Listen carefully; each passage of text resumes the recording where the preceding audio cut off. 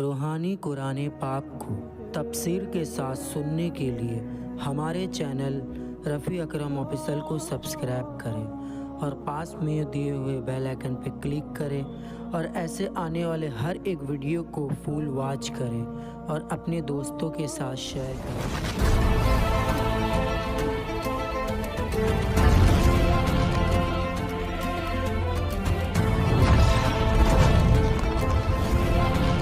أعوذ بالله من الشیطان الرجیم، پناہ مانگتا ہوں میں اللہ کی شیطان مردود سے۔ قل یا اہل الکتاب تعالوا الى کلمۃ سواء بیننا وبینکم ألا نعبد إلا الله ولا نشرك به شيئا ولا يتخذ بعضنا بعضا أربابا من دون الله فإن تولوا فقولوا اشهدوا بأننا مسلمون۔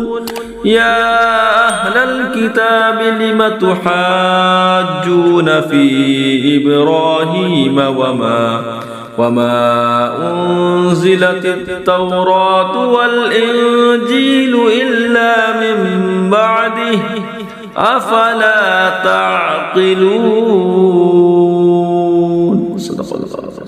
تم فرماؤ اے کتابیو، ایسے کلمہ کی طرف آؤ جو ہم میں تم میں یکساں ہے، یہ کہ عبادت نہ کرے مگر خدا کی اور اس کا شریک کسی کو نہ کرے، اور ہم میں کوئی ایک دوسرے کو رب نہ بنا لے اللہ کے سوا۔ پھر اگر وہ نہ مانے تو کہہ دو تم گواہ ہو کہ ہم مسلمان ہیں۔ اے کتاب والو، ابراہیم کے بارے میں کیوں جھگڑتے ہو؟ توریت و انجیل تو نہ اتری مگر ان کے بعد، تو کیا تمہیں عقل نہیں؟ سید عالم صلی اللہ علیہ وسلم نے فرمایا کہ اس کی قسم جس کے دست قدرت میں میری جان ہے، نجران والوں پر عذاب قریب آ ہی چکا تھا۔ اگر وہ مباہلہ کرتے تو بندروں اور سوروں کی صورت میں منسخ کر دیے جاتے اور جنگل آگ سے بھڑک اٹھتا اور نجران اور وہاں کے رہنے والے برن تک نیست و نابود ہو جاتے اور 1 سال کے عرصہ میں تمام نصارہ ہلاک ہو جاتے۔ کہ حضرت عیسیٰ اللہ کے بندے اور اس کے رسول ہیں، اور ان کا وہ حال ہے جو اوپر مذکور ہو چکا۔ اس میں نصارہ کا بھی رد ہے اور تمام مشرکین کا بھی، اور قرآن اور توریت اور انجیل اس میں مختلف نہیں، نہ حضرت عیسیٰ کو نہ حضرت عزیر کو اور کسی کو۔ صدق اللہ